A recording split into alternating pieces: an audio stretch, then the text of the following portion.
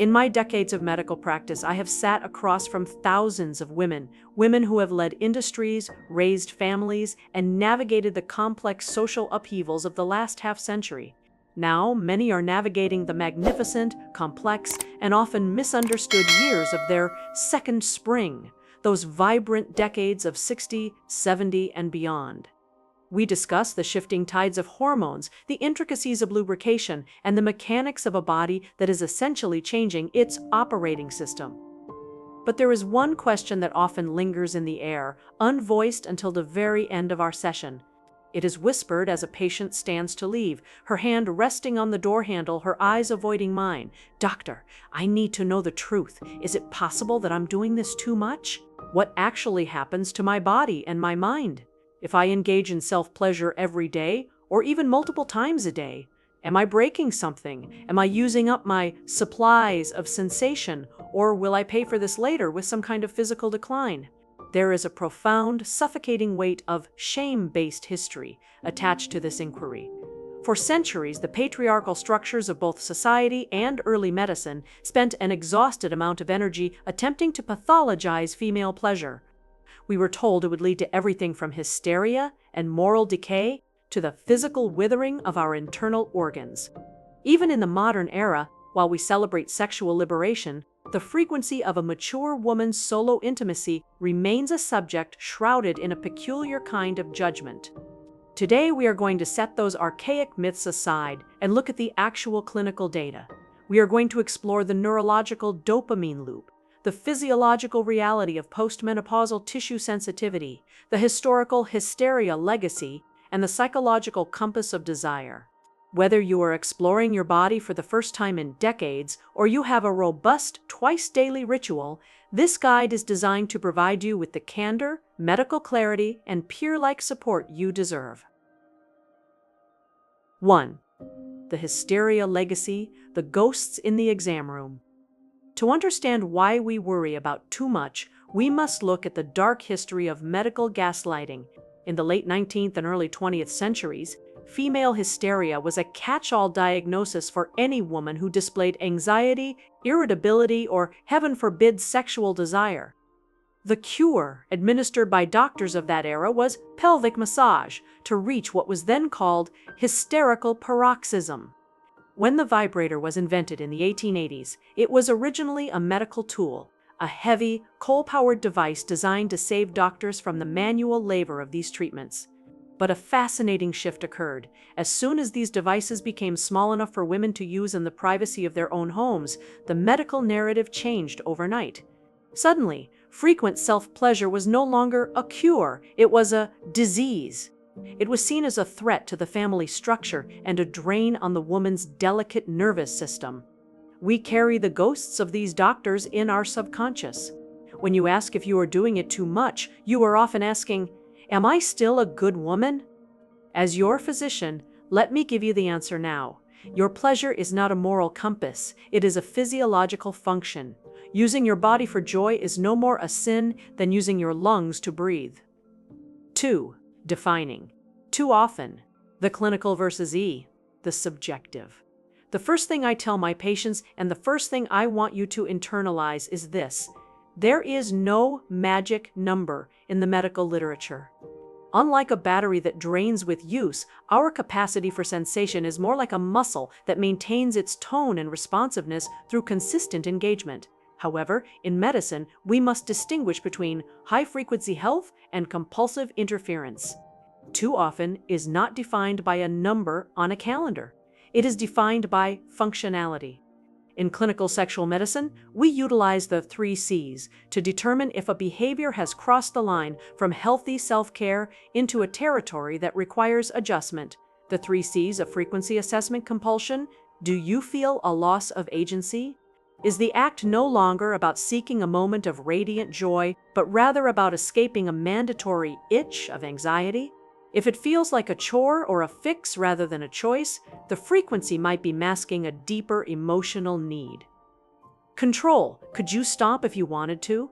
If you chose to go 10 days without self-pleasure, would you feel curious about the change, or would you feel physically and emotionally unraveled? true wellness involves having the freedom to engage and the freedom to abstain. Consequences, most importantly, is your practice interfering with your life? Physical, is it causing inflammation, chafing, or nerve fatigue? Social, are you skipping events or neglecting responsibilities to engage? Psychological, does it lead to a shame spiral that ruins the rest of your day? If your daily ritual leaves you feeling fulfilled, relaxed, and more deeply connected to your physical self, then for you, daily is exactly the right frequency.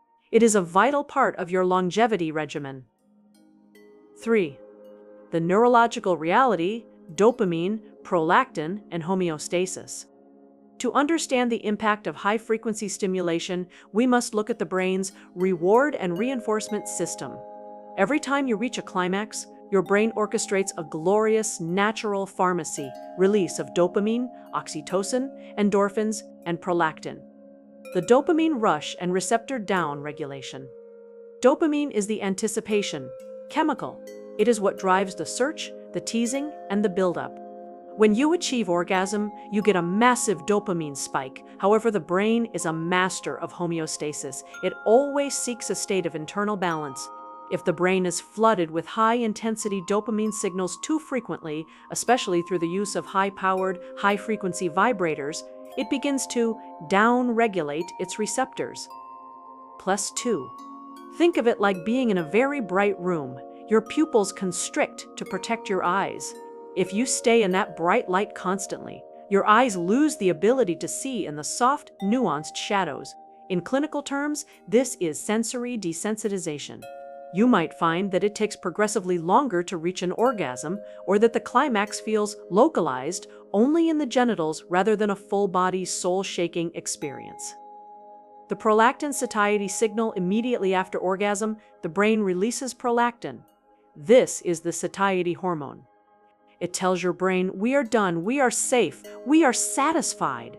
In many women, especially as we age, the prolactin signal is what induces that wonderful post-pleasure glow and sleepiness. The too often effect? If you attempt to engage again before your prolactin levels have returned to their baseline, you are essentially fighting your own brain's stop signal.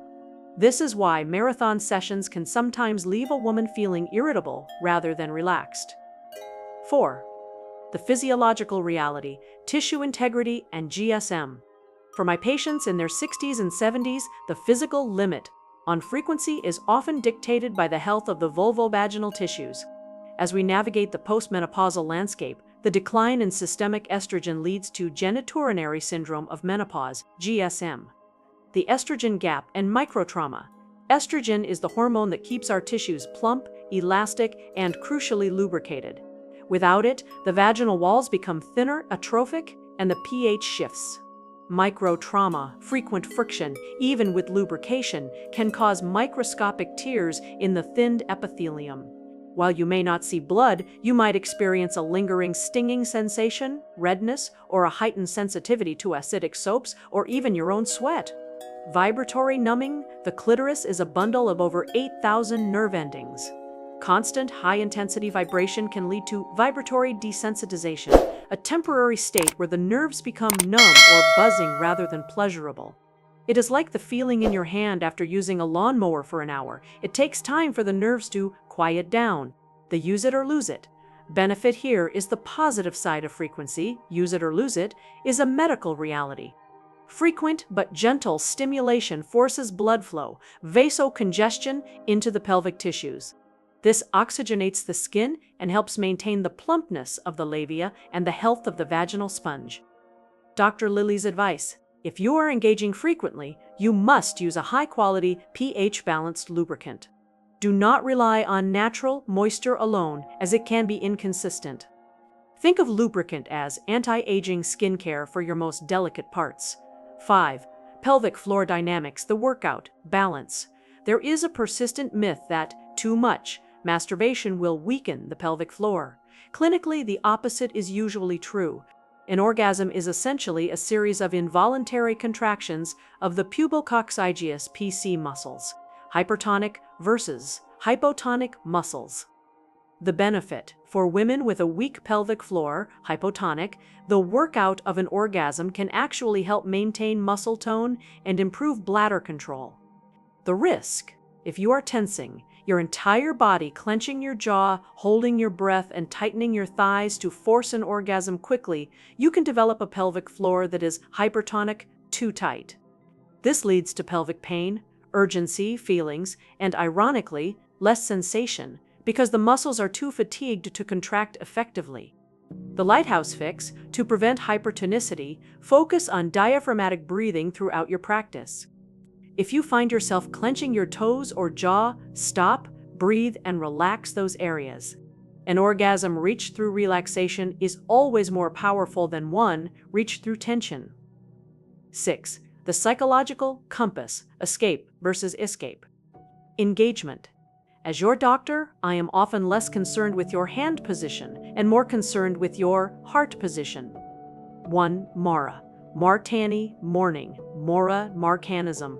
In our mature years, we often face unique stressors, retirement transitions, caregiving for elderly parents, or the quietude of an empty nest. Engagement. You engage because you feel vibrant, curious, and alive. This is a celebration of self. Avoidance. You engage solely to turn off a racing mind, to dull the ache of loneliness, or to induce sleep because you're anxious. While using pleasure as a stress reliever is a wonderful, healthy tool, using it as your only tool can lead to an emotional flatness. If the act feels like a chore or a mandatory reset button, it's time to expand your self-care toolkit. The shame shadow. Because many of us were raised in eras where good girls didn't do that, doing it too often can trigger a subconscious shame spiral. You do it to feel better, you feel guilty. Afterward, the guilt creates stress. You do it again to relieve the stress. This cycle is what actually causes the fatigue. Women report not the physical act itself, but the emotional tax of the secrecy. 7. The death grip and the bridge to partners. A very common concern among my partnered patients is, if I do this too much on my own, will I lose interest in my partner? Sensory narrowing. If you rely on a very specific, high-intensity manual pressure or a turbocharged vibrator every single day, you are training your nervous system to respond only to that specific stimulus. This is colloquially known as death grip syndrome. When you are with a partner whose touch is naturally softer, slower, and more varied, your body may struggle to register the pleasure. The clinical fix. Practice sensory variation. If you did it with a toy yesterday, use only your fingers today. If you used a fast rhythm this morning, use a glacially slow rhythm tonight. Keeping your body guessing prevents the neurological narrowing that makes partnered sex difficult. 8. The 30-day sensory calibration protocol. If you've read this far and feel that your relationship with frequency has become a bit mechanical, please do not panic. The human body is incredibly resilient. We can reprime the pump of our pleasure system. Phase 1, the fast days 1 to 10. Abstain from genital touch entirely. This allows your dopamine receptors to reset. Focus. Spend this time on secondary pleasure. Use a high-quality body oil to massage your neck, your feet, and your scalp. Relearn the map of your skin. Phase 2, the exploration. Days 11-20. Reintroduce touch to the body, including the breasts and thighs, but forbid yourself from reaching an orgasm. CHS goal. This breaks the goal-oriented loop. It trains your brain to enjoy the process of arousal rather than just the finish line. Phase 3, the lighthouse reentry. Days 21-30, return to genital touch using the lighthouse principle, slow, steady, and light. Rule: use only your own articulated fingers for this week. No toys, no high-speed vibrations. Discover the nuance of your own pulse. 9. Nutrition and pelvic vitality. To support a high-frequency and healthy practice, we must support the body from the inside out. Hydration. Thinned tissues require more systemic hydration. Drink 2 liters of water a day to maintain the moisture levels of your mucous membranes. Omega-3s, flaxseed oil, and fatty fish support the plumpness of skin cells and reduce inflammation. Vitamin E, both oral and topical vitamin E, can help maintain the elasticity of the vulvar skin. 10. Advanced afterglow management, the resolution phase. In our fast-paced world, we often finish and immediately reach for our phones. This is a missed clinical opportunity. Following a climax, your body is in a state of resolution. This is when the heart rate slows and the muscles relax. Dr. Tor, Lily's ritual. Lie back for 5 full minutes. Place your hands on your heart and belly. Breathe. This afterglow period is where the long-term benefits of intimacy, reduced cortisol, improved immune function, and better mood are truly cemented into your nervous system. 11. Summary: the authority of the mature woman. So, what really happens when you masturbate too often? If you listen to your body's signals, nothing but good things: improved sleep, increased pelvic blood flow, reduced anxiety, and a deeper connection to your womanhood. But if you ignore the stinging, the numbness, or the shame, you risk turning a beautiful gift into a hollow habit. As women in our 60s, 70s, and beyond, we have graduated from the school of pleasing others.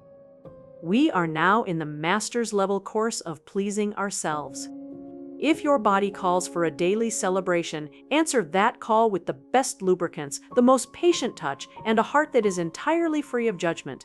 If your body calls for a week of rest, honor that with the same devotion.